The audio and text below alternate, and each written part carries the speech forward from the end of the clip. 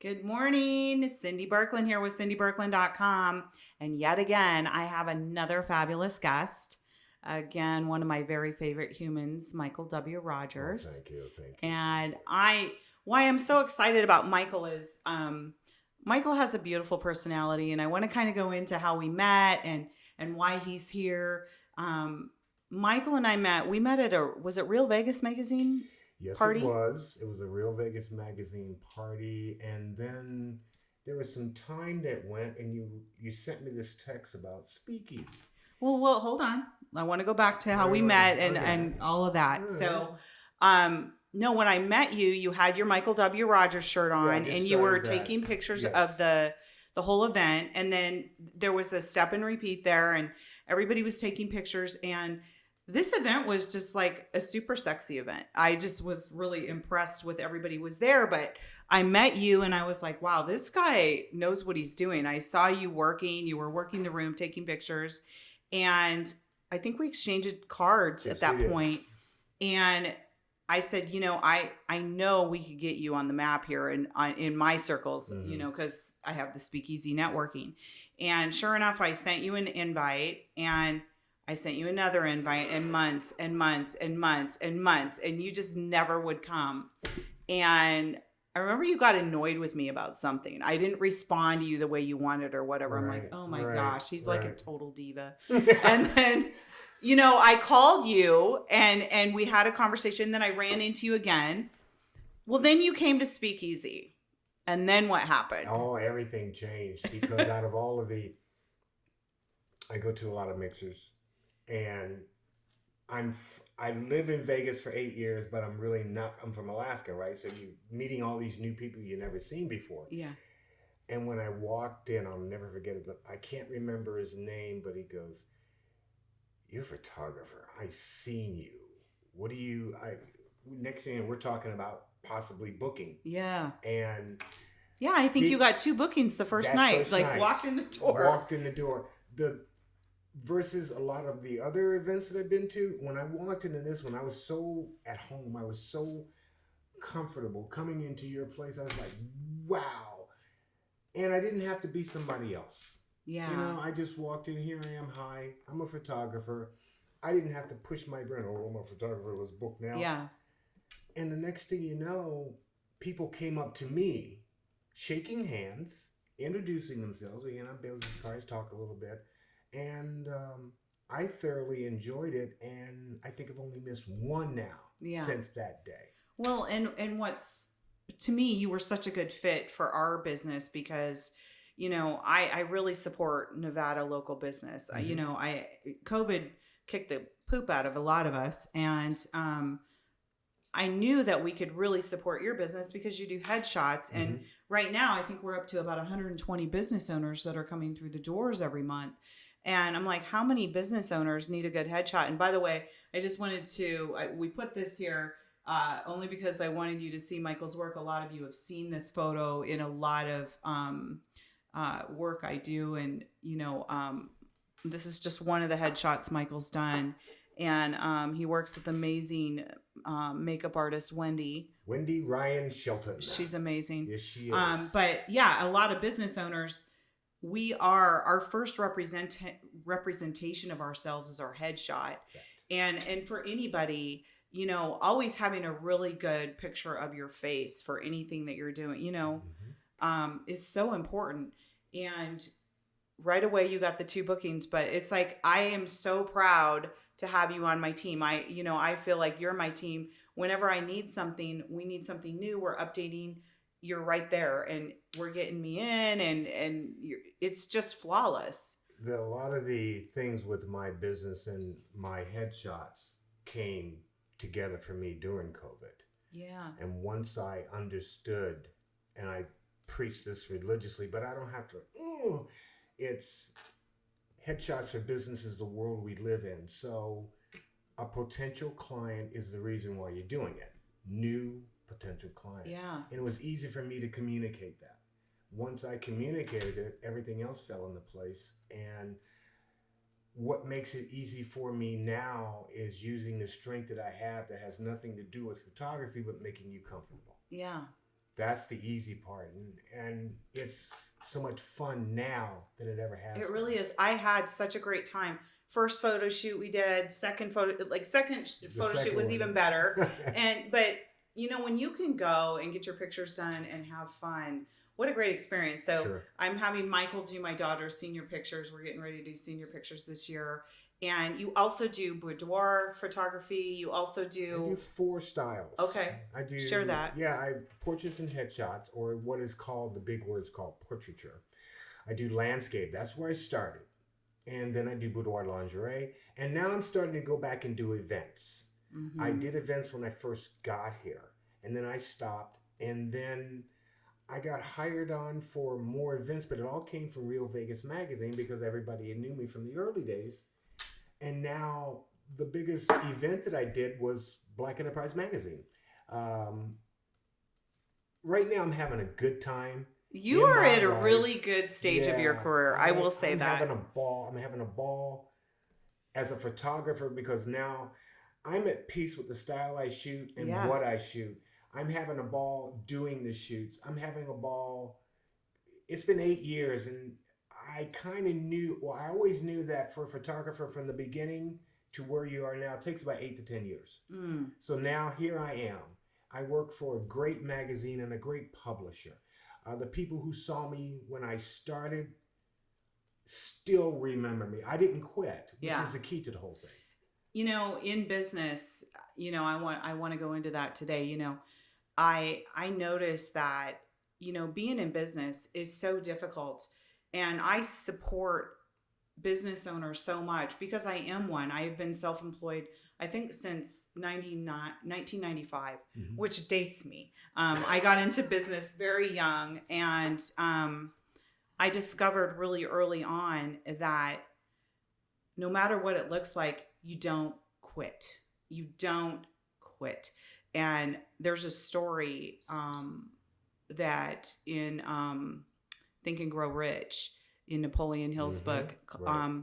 And there's a little story in there about a gentleman quitting 3 feet from gold. So he had bought a gold mine, Sure. and he had mined this thing and gave up. Well, when he went to sell the gold mine, the gentleman that bought the gold mine from him knew, hey, if I'm going to buy something like this, I need to get a professional. Sure. The professional tells him, if you understand gold mines and how fault lines work, when the plates adjust in the earth, a fault line can change, and it usually Sure. changes where any gold will be or ore within 3 to 5 feet. Right.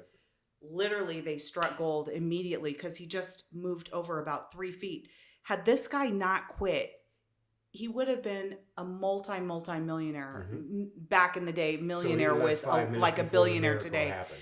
And in business, it is so easy to want to quit. Sure. Some of the stuff I deal with on a daily basis, it's just maddening. Sure. Between clients and people that we work with, and and to quit is just not an option. And people don't understand how hard it is to be a business owner. But the rewards are so great. The rewards are huge. Are great, but you're doing what you want Yeah. to do. You're doing your passion. Yeah. That's my passion. Yeah. I had moments. I started with this living in my car. I remember. And the Yeah. thing, When you got to town, when you I got had to some town- rough going when you it first was- got here. It was pretty rough, but But what a I didn't success quit. story. No. Yeah, I didn't quit. I just could not. I said, I gotta finish this out. And like you were saying about owning your own business, my former boss when I was a truck driver called me up 3 months ago. He says, Michael, I told you when you started this that you were going to have a good time. And now look at you. And I'm having a ball. Yeah. But I didn't quit. That's right. That's the key. And that, I want to tell people, like, if you're looking at getting into business for yourself as well, if you're not in business right now, don't be worried about how hard it is. If you're doing what you love, the rewards are so great. They say that the sweetest fruit is at the skinny branches of the tree, and it can get a little nerve-wracking getting out there to get that fruit. But it's worth it in the end. And for all the things that have happened and the bad things that have happened in my business, there's still good things on the other side. And I know that every day is a new learning. When you're in business for yourself, you're constantly learning new things, Yeah, and I look at all the things that we learned from Speakeasy. We've been doing Speakeasy now a little over 2 years, and how it's grown, and all the people that have come, and all the people that we've benefited. But there's been a lot of heartache in doing a Speakeasy Networking. There was heartache there. Speakeasy Networking, there's another key component to starting on your own in your own business. And the people that you meet along your journey. Yeah. You see all these affirmations about stay away from negative people. One of the things I liked about Speakeasy was that you can feel this, everybody's on your side. Yeah. Okay. We're all in this together. Right. And that motivates you. Yeah. Okay. The bad times is a time for learning. Yeah. When you come out on the other side, not only have you learned something new, but you expand because you grow. You can't grow doing it right. We learn the most from our biggest mistakes. Right. But I will say this, when you get 70 business owners in a room together, mm-hmm.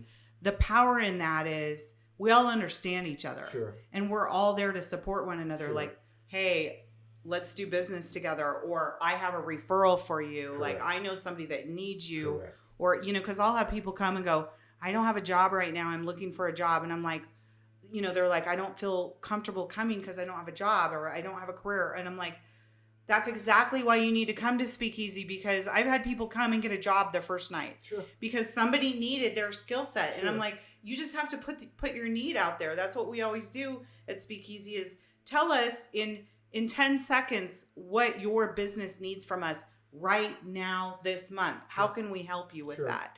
And it's the same thing if you're not a business owner, you would come to Speakeasy, because if you're in front of 70 business owners, there's probably somebody you need, like a photographer, or you need somebody to clean your house, or you need somebody that is someone like me that does financial services or mortgage or whatever. So what a great place to come and to find them right there for yourself. Mm-hmm.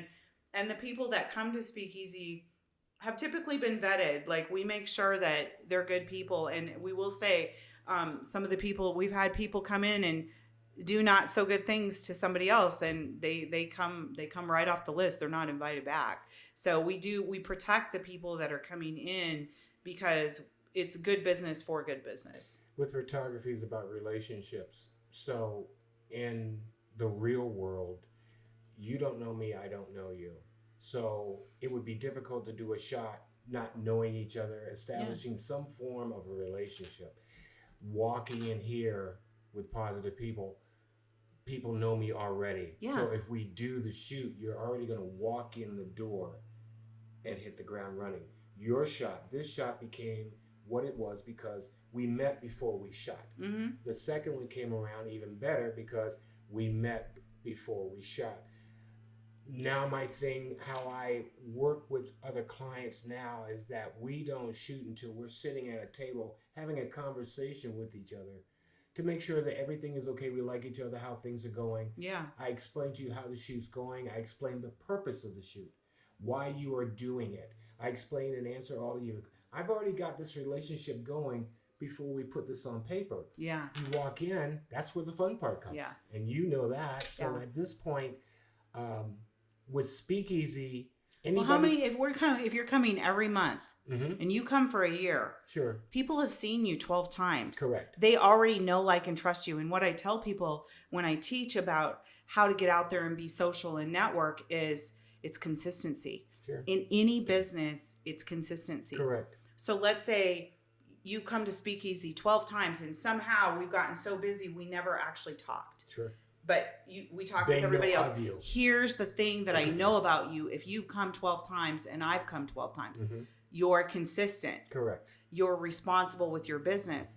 I teach this all the time, is if nothing else, you may not get around to everybody that's in that networking event, but if you're consistent and you don't quit and you keep coming, people will trust you. Correct. And eventually business happens. You can't do that right off the bat, meeting somebody in the store. No, or not even. You have to excuse me, you don't have to, but it makes things so much better to establish a relationship before you get in front of that camera. That camera scares people. And the biggest thing that I've heard in 8 years, and I fight people on it now, but they have every right to say this, is I'm not photogenic.